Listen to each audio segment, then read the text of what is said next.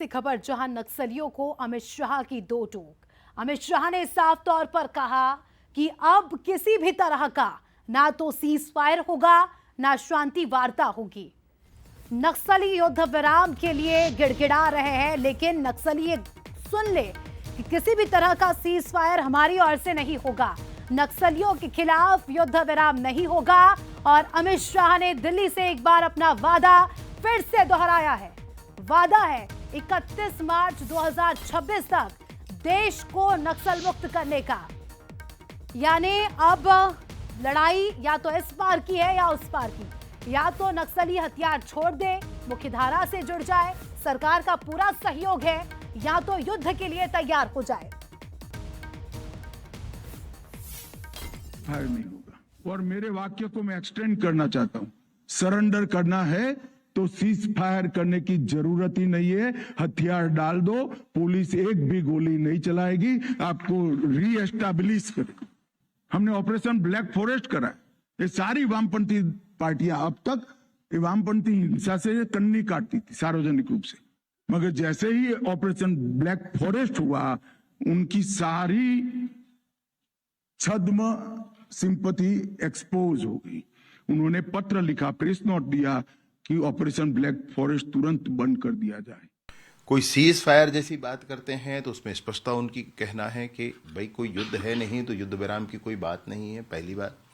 दूसरा यह है कि जितने भी नक्सलियों ने अभी पत्र लिखा है, जिनका भाव ऐसा है कि वर्तमान में बस्तर में खून खराबा बंद होना चाहिए, बस्तर के आदिवासियों को आईडी से अपाहिज करना, उनको मार डालना, इन सारी ही खून खराबों को बंद करने के लिए जो लोग जिनके मन में भाव है, उनसे मैं बिल्कुल ये कहना चाहता हूं, जितने भी नक्सली अभी हैं, उन सबसे मेरा ये कहना है कि समय कम है, आप आगे बढ़ें।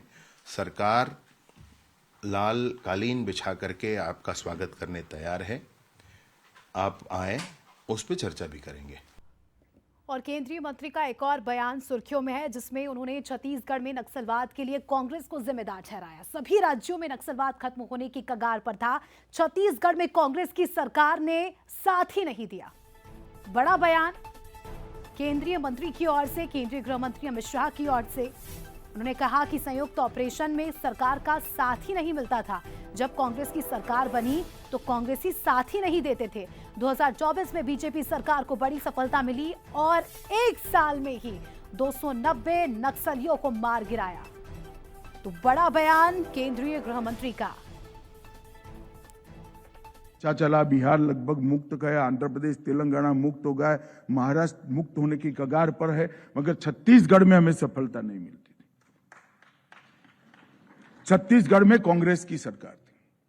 फौरी तौर पर तो कोऑपरेशन मिलता था, परंतु जो इनिशिएटिव संयुक्त अभियानों के लिए लेना चाहिए, वहां पैर कच्चे पड़ जाते थे। खैर, मैं कोई ज्यादा पॉलिटिकल बात नहीं करना चाहता, परंतु 2024 में वहां पर भारतीय जनता पार्टी की सरकार बनी। अपने इतिहास के साल के इतिहास के सबसे ज्यादा 290 नक्सली को न्यूट्रलाइज करने का काम एक साल के अंदर किया गया। चलिए, इस खबर पर हमारी सहयोगी दामिनी बंजारे लाइव जुड़ चुकी हैं, उनसे जानकारी लेंगे। दामिनी, केंद्रीय गृह मंत्री ने नक्सलवाद को लेकर मुखर होकर कई सारी बातें कही। सीज फायर से पहले तो उन्होंने साफ तौर पर मना कर दिया, साथ ही कांग्रेस को निशाना बनाया और कहा कांग्रेस का सहयोग नहीं मिला, इसीलिए छत्तीसगढ़ नक्सलवाद से मुक्त नहीं हो सका।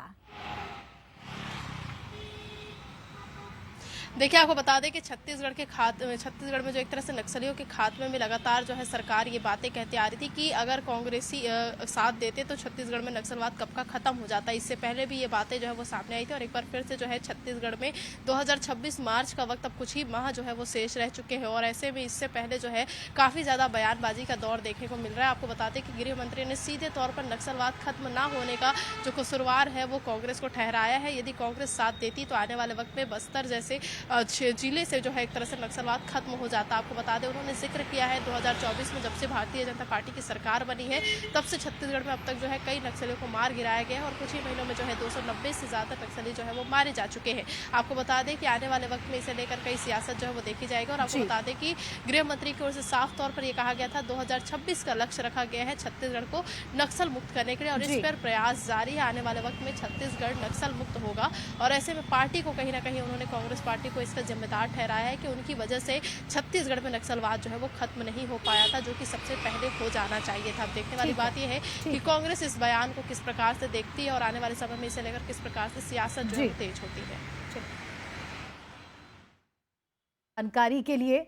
और देखिए, केंद्रीय गृह मंत्री ने साफ तौर पर यह कह दिया है कि 6 महीने का समय और है नक्सलियों के पास, क्योंकि जो टारगेट हमने सेट किया है उसे तो समय पर पूरा करेंगे ही। अब देखने वाली बात होगी कि क्या कुछ स्थिति छत्तीसगढ़ में हमें देखने को मिलती है। फिलहाल रुकेंगे छोटे से ब्रेक।